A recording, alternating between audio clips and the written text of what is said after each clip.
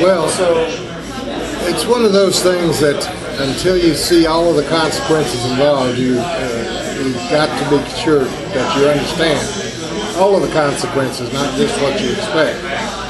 But what I have found in those cases is that the most tax is going to be on the people who can least afford it.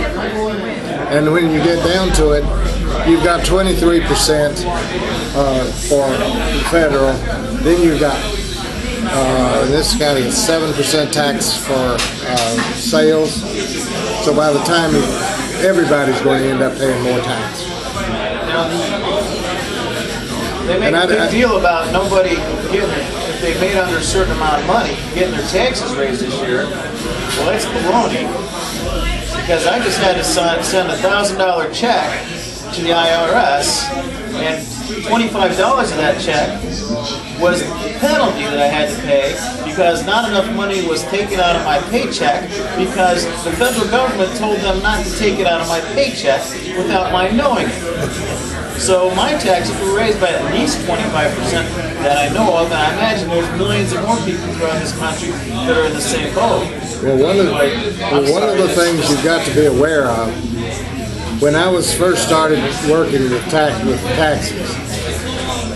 the whole of the income tax law was 256 pages. At one time, it went from 256 pages to 1,339 pages, and the summary of it was 330 pages. The problem is not the problem is not that we have a bad system. What we have is that we have no system because anybody can find some way to get around it. Now, in my recommendations in the book, Budget Your Goals, Not Your Silver, it says there's a number of things that are involved. First of all, if you get rid of capital gains, because by deducting it currently and paying for it currently, you end up having no need for capital gains. That takes care of it. By eliminating dividends as a source of income. Let's face it, if you have a child, you earn the money, you give him allowance. You earn it, he spends it. Well, the company makes it, earns it, and the stockholder spends it. There's no difference between the two. Yet you have to pay tax on it for the corporation. You can't deduct it from the corporation, and you have to pay tax on it for the individual. So it is being treated as if it was income when it was a transfer of funds.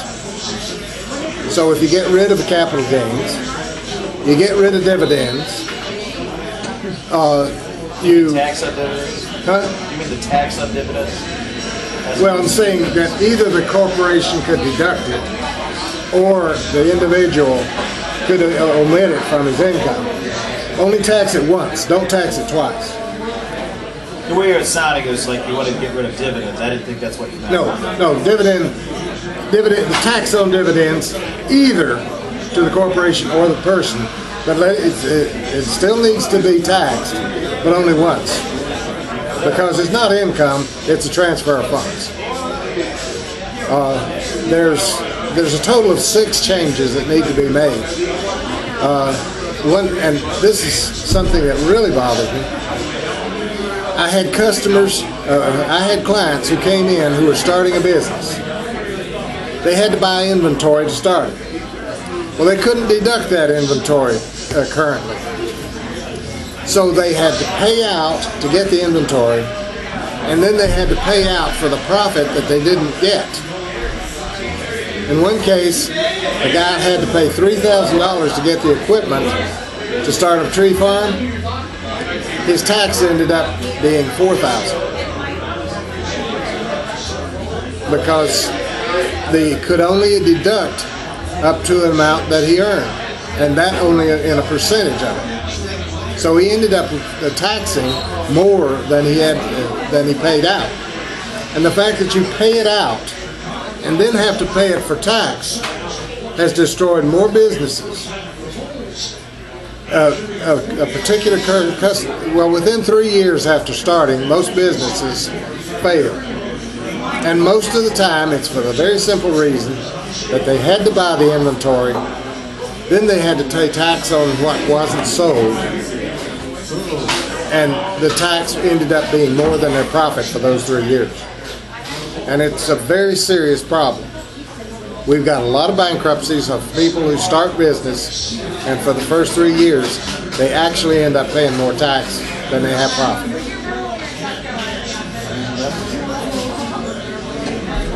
That's the thing is, having worked with the federal income tax, I can see where these things are and where it is causing the problem. I wish I had made a copy of that portion of the federal of that book, because it's a detailed description of the things that need to be changed in income tax to make it work. And let's face it, it is not working. What about estate tax? There are 2 estates. John has a farm. He has 2 boys working for him. He dies, and the farm either goes on working or it has to be sold to pay estate tax. That should be stopped.